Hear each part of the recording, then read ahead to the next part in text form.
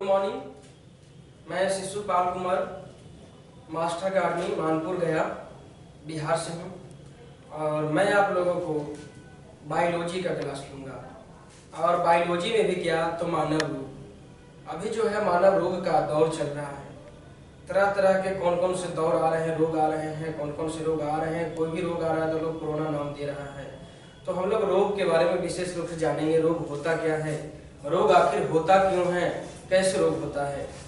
पढ़ने के बाद आपको महसूस होगा कि जो हम पहले से मानव रोग के बारे में जानते थे से और पढ़ने के बाद क्या जाने वो कुछ आपको फर्क तो दिखेगा ही और कुछ विशेष जानकारी भी होगा। अगर आप पहले से जानते हैं तो भी तो आप पूरे वीडियो को देखना ना भूलें, अंतिम तक देखें, लास्ट तक देखें। और अगर अच्छा लगे तो इसको शेयर भी करें, सब्सक्राइब भी करें। हमेशा आपके साथ हम बायोलॉजी के एक अच्छे वीडियो लेकर के आते रहेंगे और वैसा वीडियो जो एग्जाम के साथ साथ अपने लाइफ जीवन में भी आपको काम देगा। तो हम आपको अभी पढ़ाने का काम करेंगे मानव रोग। यहाँ हम जो है मानव रोग पढ़ाने का काम आपको कर रहे हैं। मानव रोग यानी मनुष्य में होने वाले रोग। मानव में कौन कौन से रोग होते हैं उसके बारे में सबसे पहले हम आपको परिभाषा के तौर पे जानेंगे। रोग होता क्या है, रोग किसे कहते हैं। रोग यानी कि अंग्रेजी में हम इसको डिजीज कहते हैं। आप लोग सब लोग जानते हैं कि डिजीज यानी कि रोग होता है। अब रोग का परिभाषा कहता है मानव शरीर का कोई अंग अगर सही ढंग से काम न कर रहा हो या तो जिस तरह से पहले हमारा शरीर काम करता था उस तरह से हमारा शरीर काम नहीं कर रहा हो, यानी रोग का शाब्दिक अर्थ होता है रुकावट। शरीर में किसी भी तरह का रुकावट हो गया हो उसे हम कहेंगे रोग। रोग के प्रकार होते हैं, कई प्रकार के रोग होते हैं। रोग के हम लोग कई प्रकार, परिभाषा तो आप लोगों को क्लियर है। रोग का शाब्दिक अर्थ रुकावट होता है। शरीर का अगर कोई काम सही से नहीं कर रहा हो तो हम उसको रोग कहेंगे। अगर हमारा हाथ नहीं काम कर रहा हो, पैर नहीं काम कर रहा हो, मेरा धड़कन हार्ट नहीं काम कर रहा हो, मेरा लीवर नहीं काम कर रहा हो, मेरा आमाशय काम नहीं कर रहा हो, मेरा दिल दिमाग काम नहीं कर रहा हो, हमारे शरीर में रोग है। रोग का परिभाषा सभी को क्लियर है। रोग में किन्हीं को किसी तरह का परेशानी नहीं, डायरेक्ट अपना घरेलू भाषा में बोलेंगे। रोग का शाब्दिक अर्थ रुकावट होता है और जो हमारे शरीर में कोई अंग काम ना करे, जिस तरह से दिल है, धड़कन है, पैर है, हाथ है, दिमाग है, आंख है, कान है, दांत है, जिस तरह से काम करना चाहिए उस तरह से अगर काम ना करे तो हम उसको कहेंगे भाई रोग हो गया है। तो रोग का प्रकार हम लोग जानेंगे। रोग कहते किसको हैं, रोग का प्रकार, कई प्रकार के रोग होते हैं। हमने यहाँ का में लिखा है जन्मजात रोग। जन्मजात रोग, जन्मजात रोग हम किसको कहेंगे तो जन्मजात रोग हम उसको कहेंगे जो जन्म के समय से उत्पन्न हो, उसे हम जन्मजात रोग कहेंगे। जैसे कोई बच्चा जन्म लिया, जन्म से ही देखते हैं कि बच्चा विकलांग पैदा हुआ, जन्म से ही देखते हैं कि बच्चा का एक आंख नहीं है, जन्म से ही हम देखें बच्चा गूंगा है, यानी उसको हम कह सकते हैं कि भाई ये जन्मजात रोग है। यानी जन्मजात रोग आप लोग समझ गए कि जन्मजात रोग किसको कहते हैं। जन्म से ही देखिएगा किसी का होठ सट जाता है, किसी का जीभ सटा हुआ रहता है, किसी का आंख बंद रहता है, एक आंख रहता है, एक आंख नहीं रहता है, तो कोई विकलांग नहीं होता है। यानी कि रोग कई प्रकार के हैं। इसमें हम आपको जन्मजात रोग बताए हैं कि जन्मजात रोग किसको कहते हैं। तो जन्मजात रोग आपको क्लियर होगा, कोई दिक्कत ना हो। जन्म के समय से उत्पन्न हो तो हम उसको कहेंगे कि जन्मजात रोग है, कोई परेशानी नहीं है। आगे आते हैं, आगे कहता है उपार्जित रोग कि भाई उपार्जित रोग किसको कहते हैं। उपार्जित रोग, उपार्जित रोग हम उसको कहेंगे जो जन्म के समय बिल्कुल ठीक था, जन्म के बाद उत्पन्न हो जाए, जन्म के बाद उत्पन्न हो जाए उसको हम कहेंगे उपार्जित रोग। जैसे बच्चा को आप देखते हैं कि जन्म के समय बिल्कुल ठीक ठाक था, कोई परेशानी नहीं था, लेकिन जन्म के बाद रोग उत्पन्न हो गया, चाहे तो वो टिटनस हो जाए, चाहे तो और कोई बीमारी मलेरिया हो जाए या टाइफाइड हो जाए, वो बीमारी को हम कहेंगे कि भाई कौन बीमारी है, उपार्जित रोग है। अब उपार्जित रोग है, उपार्जित रोग यानी सीधा जन्म के बाद होता है। जन्म के बाद जो है संक्रामक भी हो सकता है और असंक्रामक भी हो सकता है। जैसे अभी के दौर चल रहा है, कोरोना का समय चल रहा है, तो कोरोना रहेगा तो यानी संक्रामक भी हो सकता है, असंक्रामक भी हो सकता है। यानी उपार्जित में दो प्रकार का होता है, एक संक्रमण के माध्यम से हो सकता है, माँ के गर्भ से जन्म लिया बच्चा, हॉस्पिटल में जन्म लिया, कहीं जन्म लिया, किसी और को कोई बीमारी इफेक्टेड है, अब उसको भी साथ में हो गया तो उसको कहेंगे भाई संक्रामक हो गया, संक्रामक बीमारी हो गया। उसके बाद अगर बिना संक्रामक वाला है तब उसको हम कह सकते हैं कि भाई असंक्रामक रोग हो गया है। यानी कि सीधा सीधे मानिए उपार्जित रोग के बारे में आप सब लोग जान चुके हैं, यानी जन्म के बाद उत्पन्न होगा उसको उपार्जित रोग कहेंगे। अब जो है संक्रामक के बारे में थोड़ा सा हम लोग जान लेते हैं। संक्रामक रोग किसको कहते हैं? संक्रामक रोग, संक्रामक हम लोग उसको कहेंगे जो एक व्यक्तियों से दूसरे व्यक्तियों में फैलता हो, उसे हम संक्रामक रोग कहते हैं। अब इस संक्रामक का सबसे बड़ा उदाहरण आपके सामने कोविड-19 यानी कोरोना वायरस, कोरोना बीमारी है जो संक्रामक के लिए सबसे बड़ा उदाहरण के तौर पे अभी है। इसके अलावा चेचक है, ये भी एक संक्रामक के रूप में देखा जाता है। बर्ड फ्लू है, ये भी एक व्यक्ति से दूसरे व्यक्ति में होता है, यानी इस ऐसा बीमारी जो एक व्यक्ति के माध्यम से दूसरे व्यक्तियों को हो जाए, वैसे बीमारी को हम संक्रामक बीमारी कहेंगे, संक्रामक बीमारी। अब जो है इसी के भाई भाई को है असंक्रामक बीमारी। असंक्रामक बीमारी हम लोग उसको कहेंगे जो एक व्यक्ति से दूसरे व्यक्ति में ना हो। जैसे हमें हो गया मलेरिया, तो हमारे साथ आप खाना खाइए, सोइए, बैठिए, लेकिन फिर भी किसी दूसरे व्यक्ति को मलेरिया ना होगा। हमें हो गया रतौंधी, तो ऐसा ना है कि हमारा रतौंधी हो गया तो आप रहिएगा तो आपको ही रतौंधी हो जाएगा, ऐसा कोई बात नहीं है। यानी कि हम कह सकते हैं कि भाई ये असंक्रामक रोग है, असंक्रामक रोग, असंक्रामक। अब इसके अलावा एक और रोग है, उसको हम कहेंगे हीनजयंता रोग, हीनजयंता।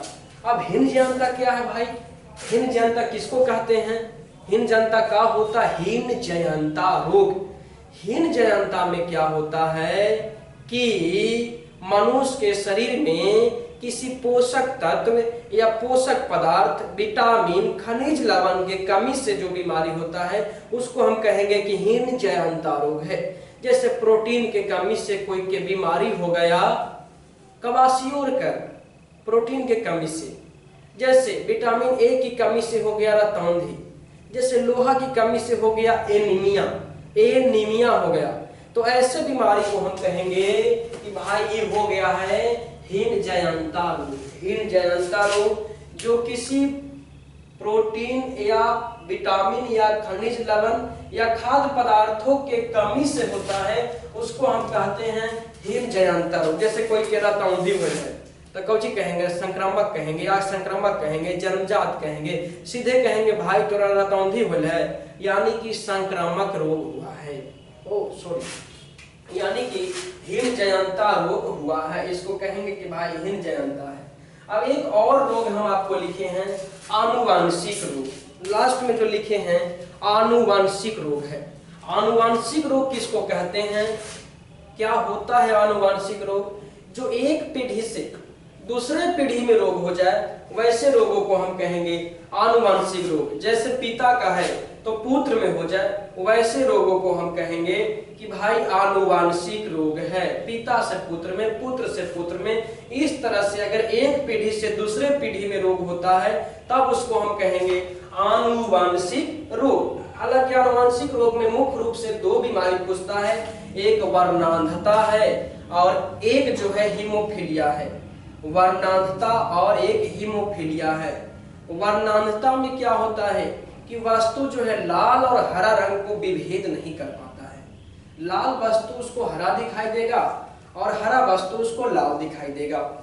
तो ये होता है वर्णांधता में, यानी वर्णांधता आपको कोई दिक्कत नहीं है, वर्णांधता जो है क्लियर है, वर्णांधता में कोई परेशानी नहीं, वर्णांधता क्लियर है।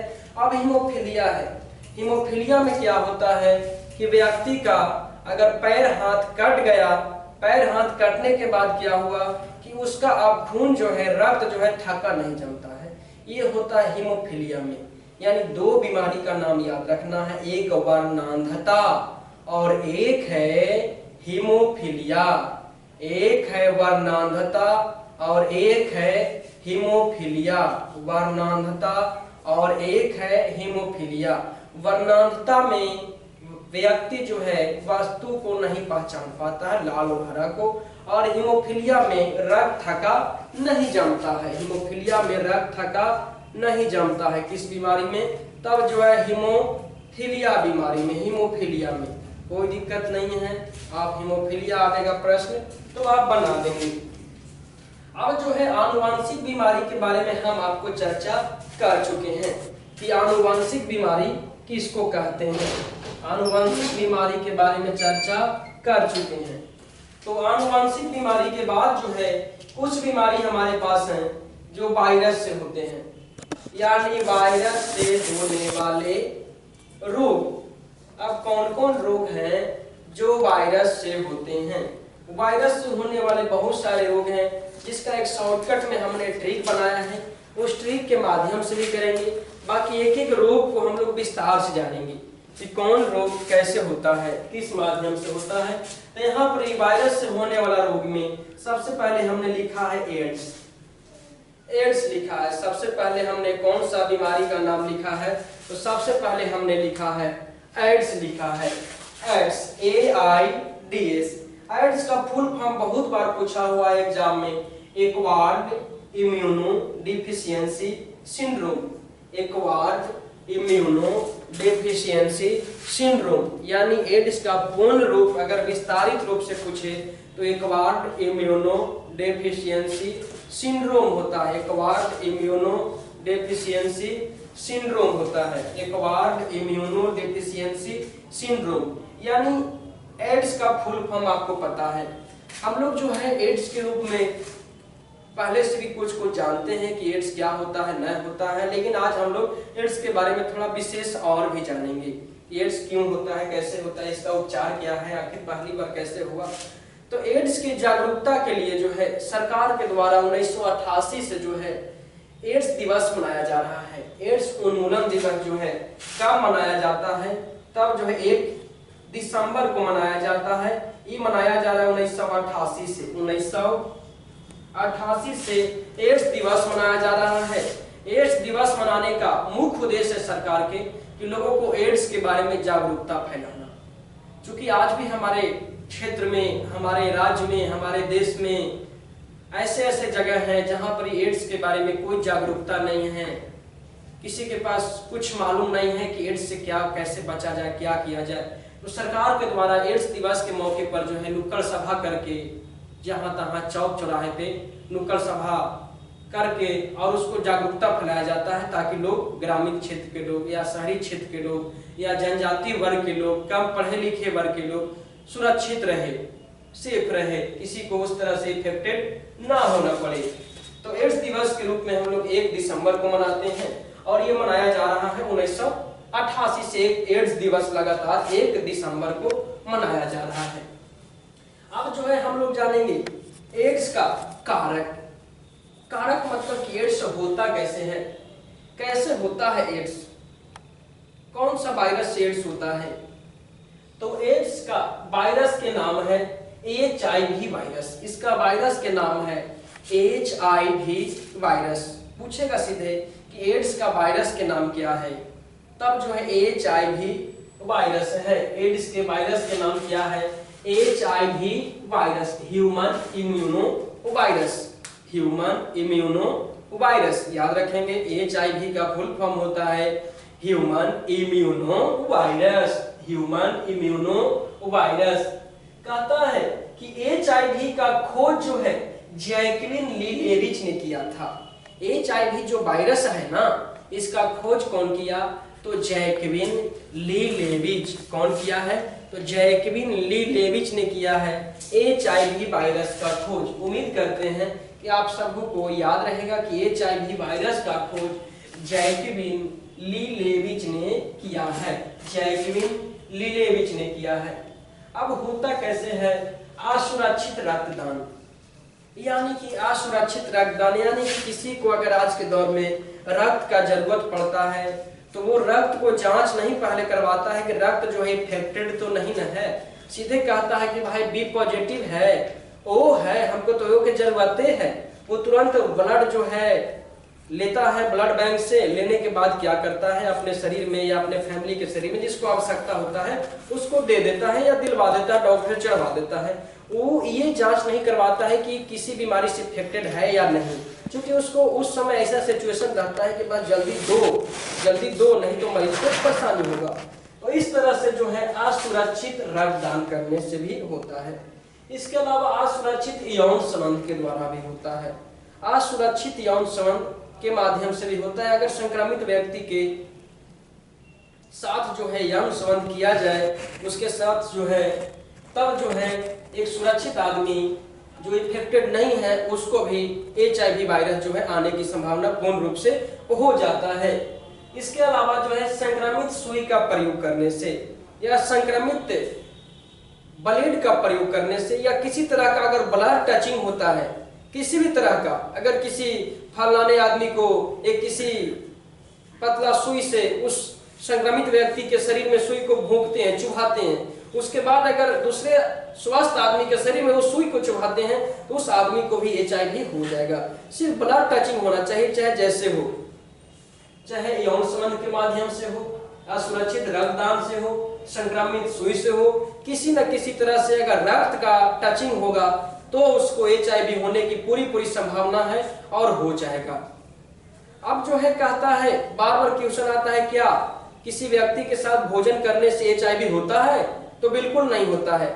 अगर किसी व्यक्ति को HIV हो गया है, एड्स हो गया है, उसके साथ अगर हम सोएंगे तो उसके साथ जब तक के यौन संबंध नहीं बनाते हैं, यानी असुरक्षित रक्तदान नहीं करते हैं, संक्रमित सुई का प्रयोग नहीं करते हैं, तब तक हमारे शरीर में वो वायरस जो है प्रवेश नहीं करेगा। साथ ही सोने से, साथ ही भोजन करने से या चुम्बन करने से या किस करने से HIV वायरस नहीं होता है। जितना किस करना है HIV वाले को आप किस करते रहें, कोई HIV होने की खतरा नहीं होगा। लेकिन जैसे ही ब्लड टचिंग होगा तो आपको जो है HIV होने की पूरी संभावना हो जाएगा। बाकी ऐसे बिना ब्लड टचिंग के कुछ भी करते रहिए, उसके साथ कुछ भी करते रहिए, सुतल रहिए, पटकते रहिए, उठाते रहिए, कभी HIV आपको नहीं होगा। तो आप जो है समझ लें कि HIV से क्या होता है, नहीं होता है। बस अगर किसी को एड्स या HIV वायरस शरीर में पहुंच गया है उसको कुछ नहीं होता है, कुछ नहीं होता है, आदमी को कोई नुकसान नहीं होता है, सिर्फ आदमी का मृत्यु हो जाता है, बाकी कोई नुकसान ही नहीं होगा, बस मर जाएगा। अब जो है हम लोग प्रभावित अंग के बारे में जानेंगे कि भाई HIV हो जाएगा तो कौची आंखियां खराब हो जाएगा, कनवा खराब हो जाएगा, पैरवा टूट जाएगा, क्या होगा, पेट दर्द करेगा, क्या होता है आखिर एड्स हो जाएगा तो एड्स में क्या होता है उसके बारे में हम लोग जानेंगे। तो अगर किसी व्यक्ति को एड्स हो जाता है तब जो है हमारे शरीर में किसी भी रोगों से लड़ने का क्षमता होता है। हमारा शरीर किसी भी रोग से लड़ता है, लड़ने का काम करता है, तभी जो है हमारे शरीर से कोई रोग आसानी से ठीक हो जाता है या कोई रोग ना होता है। अगर हमारे शरीर में रोग से लड़ने वाला जो क्षमता है वो समाप्त हो जाए तो हमारे शरीर में कोई भी रोग आसानी से प्रवेश कर जाएगा और वो रोग जो है ठीक नहीं होगा। यानी कि हमारे शरीर में रोग प्रतिरोधक क्षमता होता है, उसी को समाप्त कर देता है। रोग प्रतिरोधक क्षमता जितना अधिक होगा उतना अच्छा होगा। लेकिन जिसको एड्स हो जाएगा उसके शरीर में रोग प्रतिरोधक क्षमता ही समाप्त हो जाता है। यानी अगर किसी व्यक्ति को HIV हो गया है, एड्स बीमारी हो गया है, तब जो है अगर उसको बुखार लगेगा तो बुखारवा ठीक नहीं होगा, उसको घाव हो जाएगा, घाव ठीक न होगा, उसको जो है भोजन पेट में सही से पचेगा नहीं, माथा दर्द होगा तो ठीक होगा ही नहीं, अगर उसको लैट्रिन होने का बीमारी हो गया तो ठीक होगा ही नहीं, कौनो बीमारी उसको शरीर में हो जाएगा उसको ठीक होगा ही नहीं। बाद में जो है डॉक्टर साहब कहेंगे कि भाई तनी HIV जांच करवाइए तो पता चलेगा कि अरे सही में जो है HIV हो गया है। क्योंकि शुरुआती दौर में तो कोई भी आदमी इधर उधर दवाई खा के काम चलाता है, दवाई खा के काम चलाता है। लेकिन ये ऐसा रोग है एड्स कि इसका अपना लक्षण तो लगभग 1 सप्ताह 10 दिन में ही कुछ दिखा देता है, लेकिन पूर्ण तरीके से लक्षण जो है करीबन 58 सप्ताह के बाद दिखाता है। अगर गरीब घर में होता है, अगल बगल मिडिल फैमिली में होता है, तो उसको साल भर तक पता ना चलेगा कि हमको एड्स है। साल भर तक कितना बीमारी फैला के रख देगा। अगर बढ़िया फैमिली से है, अगर शिक्षित फैमिली से है, तो उसको बहुत कम समय में ही पता लग जाएगा। क्योंकि आजकल जो अच्छे अच्छे डॉक्टर हैं, डॉक्टर के पास अगर जाएंगे जांच कराने के लिए बुखार लग रहा है, तबीयत खराब रही है, तो तुरंत लिख देता है कि भाई HIV जांच करा के लाइए। तुरंत लिख देगा कि ब्लड टेस्ट करा के लाइए, मलेरिया जांच करा के लाइए, और साथ में वो लिख देता है। एकदम डॉक्टर को आजकल कोई बढ़िया डॉक्टर के पास जाइए तो एकदम लिखिए देगा, ये बुखार ठीक ना हो रहा है, कितना दिन से बुखार के फलाना दवाई खाएं, फलाना भी दवाई खाएं, फलाना दवाई खाए हैं, ओह देखेगा 2-3 वो दवाई खाया, इसको बुखार ठीक नहीं हो रहा है, इसको बीमारी ठीक नहीं हो रहा है, तुरंत लिख देता HIV।